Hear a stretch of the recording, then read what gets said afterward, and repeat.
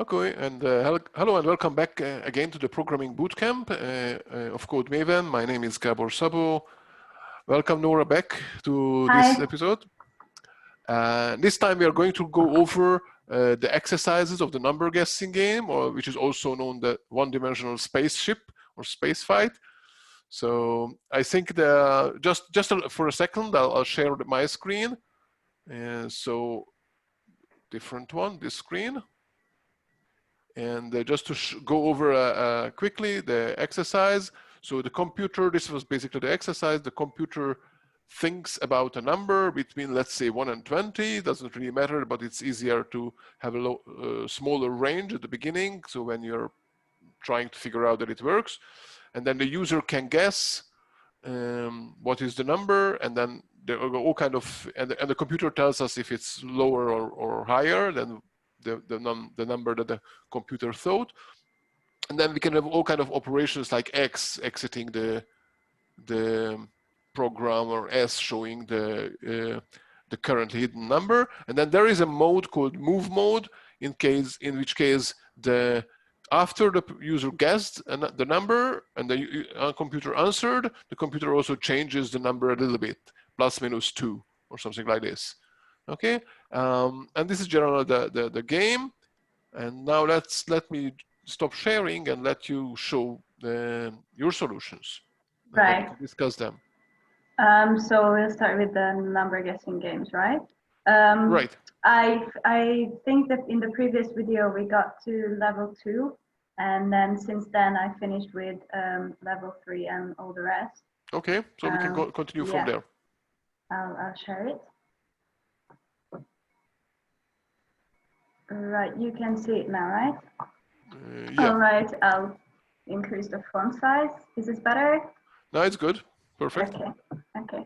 So this is level 3, where we have to also put a function in the game where if the user presses S, then it shows the hidden number, hidden value. Right. So that was the extension from the previous one, which is in these rows for me. The text is a bit long, but. Okay. One note here that what I would do, so now you have a quite large else part and there's nothing after that, right?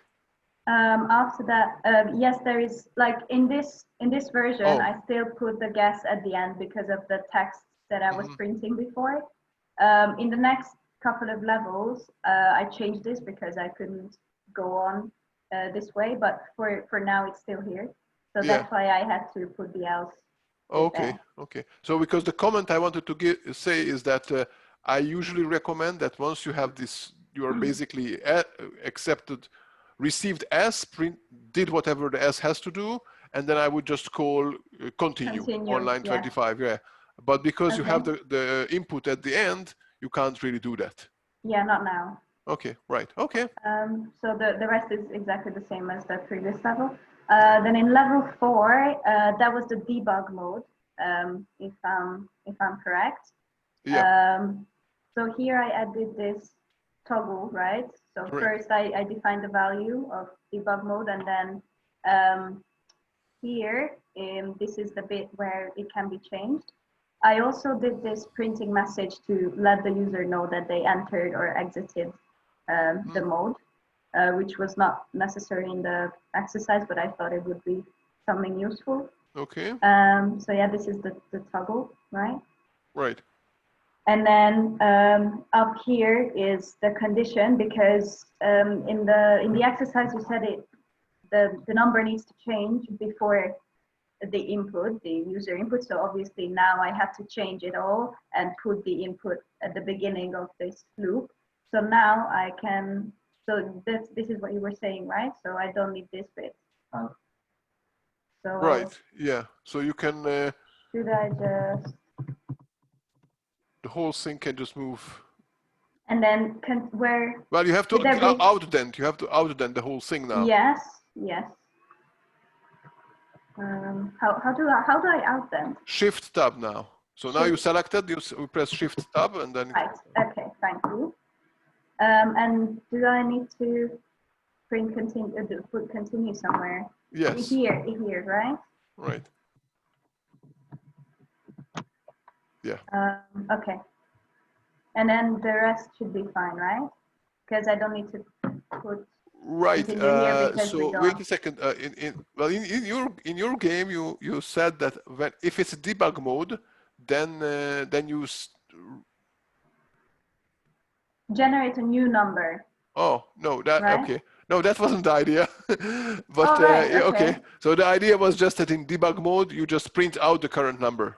Right. Okay. So I don't need this bit, right? No. I misunderstood the exercise. I'm sorry. Right, no problem. And one more comment that it would be, I think, nicer. Usually, the way people write is just to say if debug mode, without the equal true.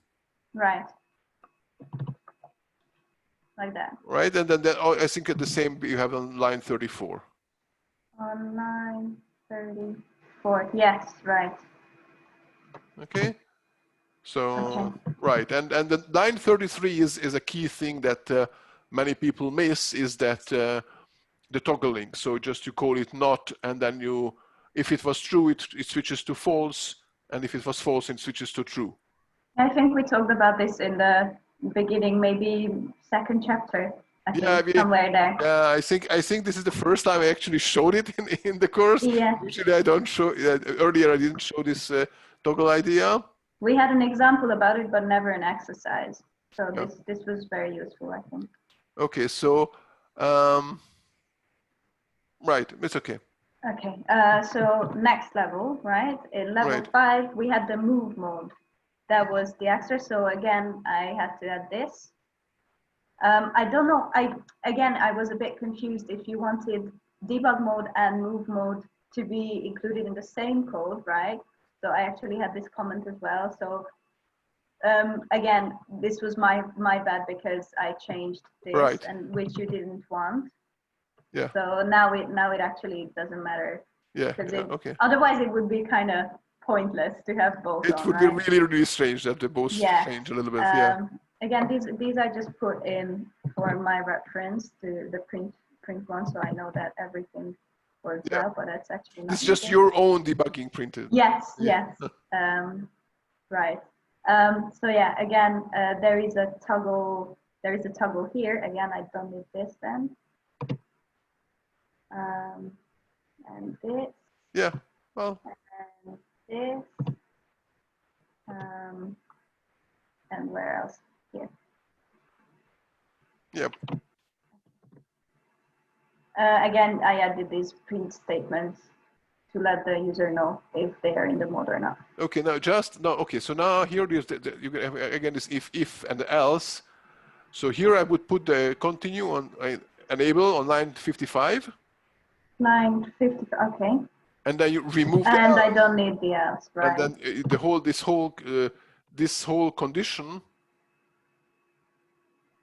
everything is about Okay.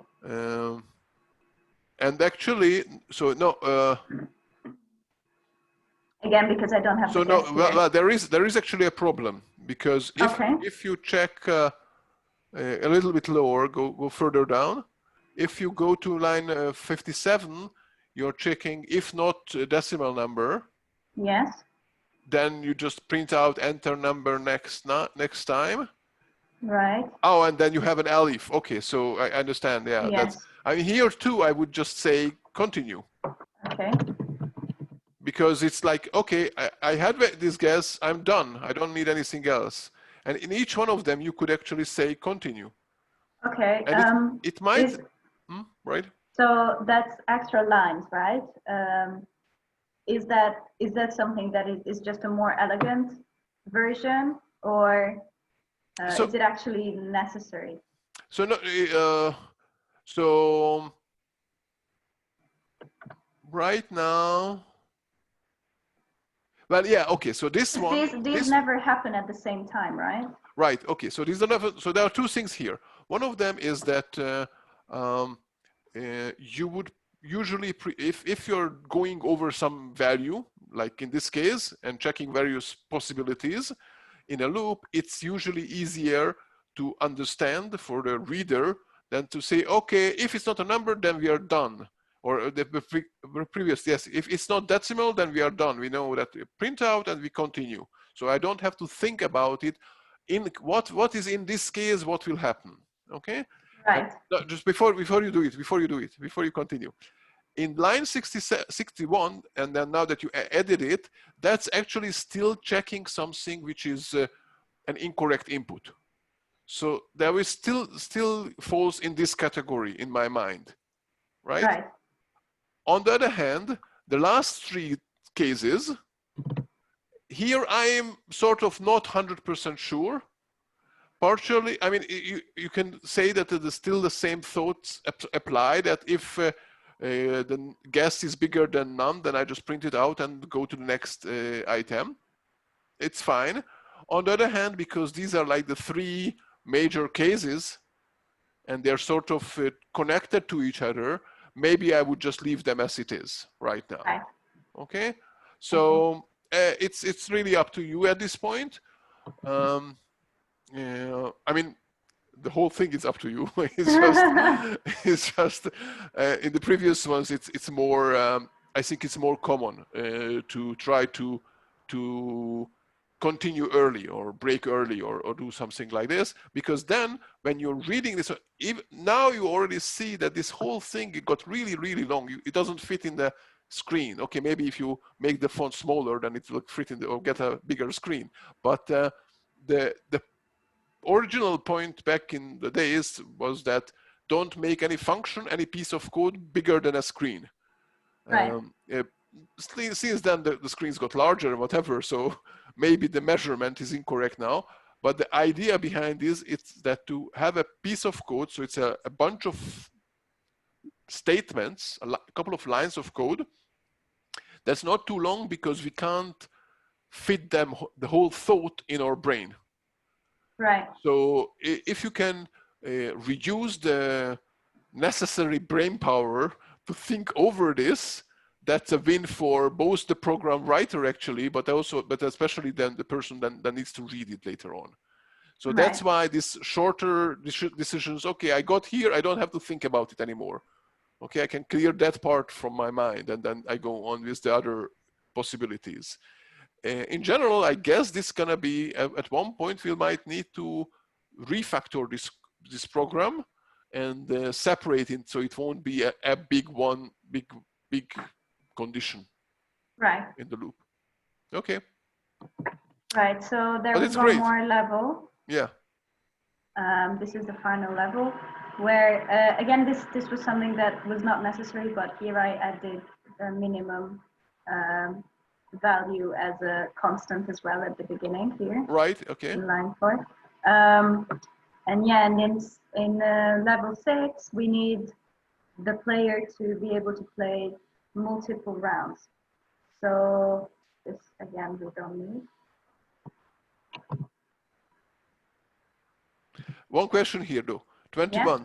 So what is the range of the movement, the possible numbers of the movement? This is from -1 to 2, from -2 to 2. So it's not either -2 or +2. I made a range. Right, but in this case you can't be 2. It comes with between -2 and right. plus. Okay, so this should be 3. Just these minor things, yeah. Right. Yeah, I didn't actually realize that. Yeah. Okay.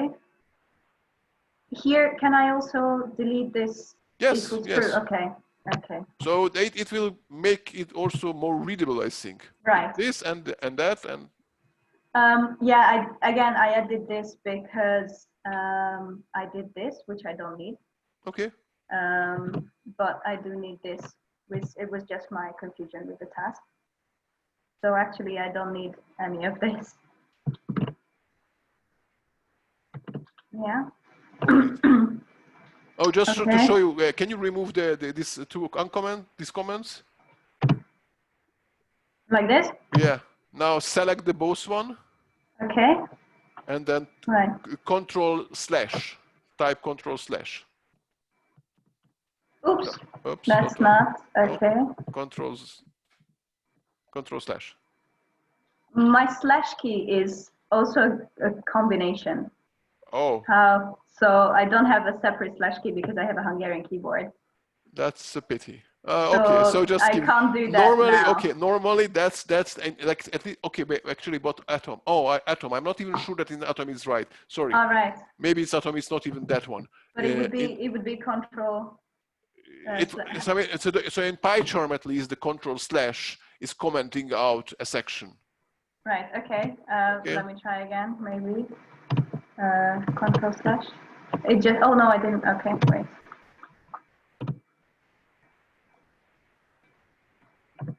Okay, it works. Okay, yeah. Good. Right. Okay. So it's just. I guess it comes from the reason is slash is because in some programming languages the comment is not a hash mark but it's 2 slashes. So probably that's the reason. That's how I remember at least the key. Right.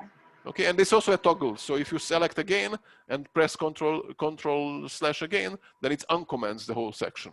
Right. So just a useful tidbit in editors. Yeah. Nothing to do with Python in the end. Right? It's still useful. Yeah. Right. So again, I don't need this. And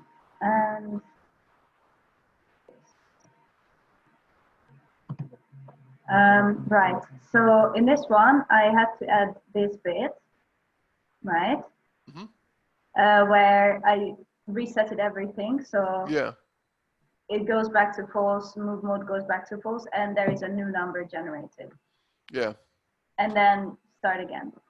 Yeah. So probably there is a way to move this code, this piece of initialization code, to now it appears twice because it appears here and somewhere up the beginning when the first really first you started. So maybe we can find maybe you'll be able to find. We don't need to do it now, but maybe you'll find a way to eliminate the last one. Right. So you won't have a repetition because the big problem with this repetition is that if you're now going to add a new variable, new mode, and then you'll have to remember to add it in both places. And certainly at one point, either you or someone later on who takes over this project will not remember this. And then it will just create a waste of time or just a bug that if it's not tested well. Okay? So that's why it's the big idea of dry that I mentioned. I think that trying to reduce everything to be in one place. But don't worry about it for now. Maybe later on we can look at it and think how to do it. So is that it? Have you finished? With the regular task, yes. What I did also was to wait. I need a continuation. I created 2 more versions of level 6 just for the fun of it, really. Okay. One of them is this one, where in the beginning I want the user to type in the range that they want the game to work in. So I defined the minimum and maximum numbers of the range. Oh, so the user can give it. Nice. Yes. So that was just an idea. And then there was another one where it was just something very simple that I added this line and I counted the steps it took for the user to guess the correct number, really nice. To get the score. which scores here right after the input every time. And then if there is a new game, I also zero the score. Oh, so you see, this is exactly the point that you might easily forget it at the first, and then. Yeah, yeah, you're right. I'll have to find a way to do that. And then at the end, I typed out somewhere. Oh yeah, here. What the score actually was for the user. Okay. So now if I play twice, does it say that my score was improved or? No, it doesn't, because it doesn't store the scores, right? Okay, so it doesn't remember the scores. No, it doesn't remember them. Okay. So yeah, it just creates a new score with every new game. Okay, So here's another task for you then for later exactly, on exactly. to go on, and then at one point you start actually saving it into a file when we learn that, and then yeah, for now I could do it with a list. yeah, I might do it next time. okay, good. So thank you for it. That's it for this set of Yes. videos. Okay, so let's finish this video for now, and then we create a new video. Do you want to go over with your solutions, or? I don't think that my solutions are any better than this one. So we went over, and I don't think that there's anything special in my solutions. You were like great. Your solutions are great. Right. Okay. Okay. Right. Okay. So thank you, and then bye bye in the meantime. See ya.